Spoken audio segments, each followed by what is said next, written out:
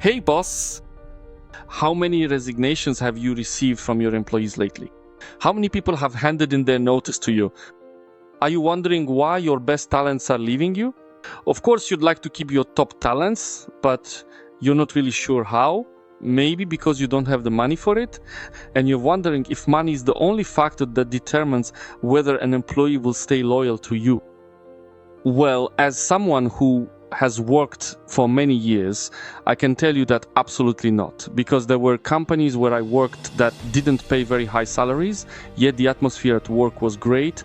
And I was really happy with that environment. Sometimes I truly regretted leaving those jobs and did so with a heavy heart.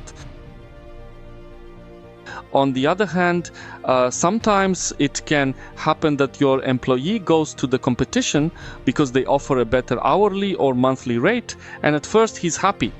But in reality, it may turn out that they will demand much more from him, he'll have to work a lot more overtime, and in the end it might not suit him at all. So also think about how you treat an employee who leaves your company. Do you treat them as a traitor?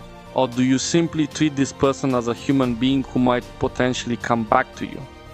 And believe me, these situations do happen. I've experienced them myself in various companies where employees simply came back because it turned out that, as the saying goes, there's no place like home. However, if you're not giving your employee a raise, there are two reasons why you're not giving a raise to an employee who truly puts in effort, genuinely tries hard at your company, improves their qualifications, and cares about the well-being and reputation of your business.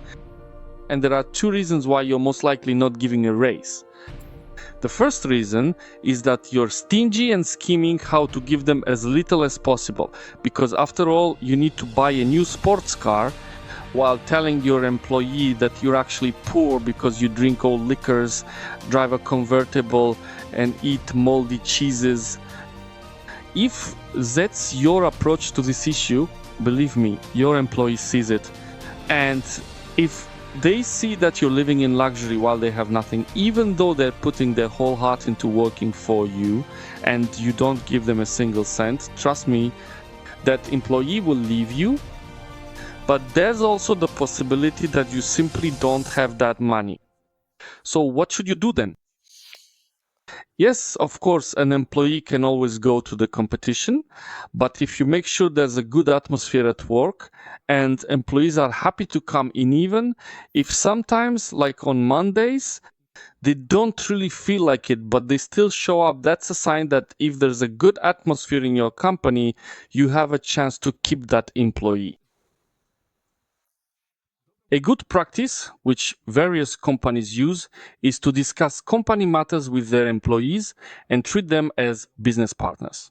For example, they talk openly about whether there will be potential clients, whether there will be potential orders, or if there won't be any.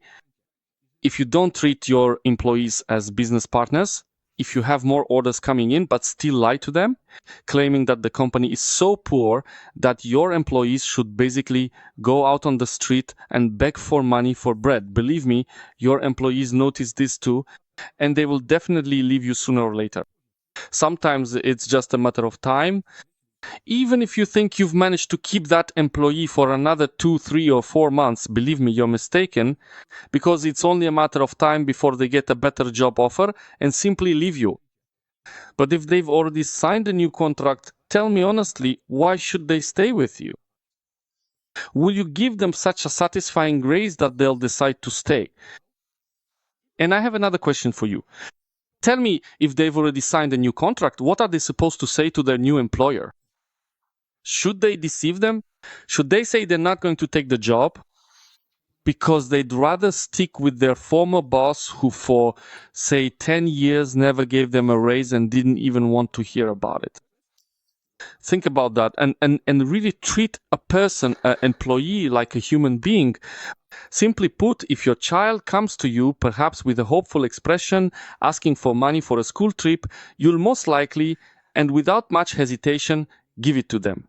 But if an employee comes to you, someone who puts in so much effort for you, and you don't want to give them a raise, and you twist and turn like a snake just to avoid giving it to them, believe me, he will leave you.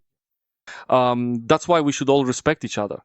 Just as we respect you, boss, you should respect us too. Let it go both ways, and I think everything will be fine, and we'll be able to handle many of the problems we're currently facing, like inflation and, well, issues across the global market in general. I won't go into detail about them now.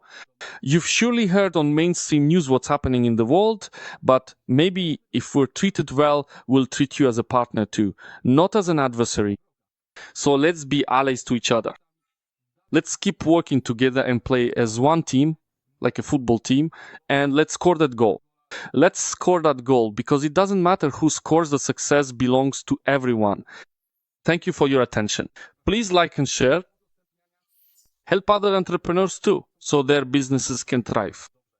And if you're watching this and you're an employee, send it to your boss. Maybe it will be useful for them, and people will stop leaving their company.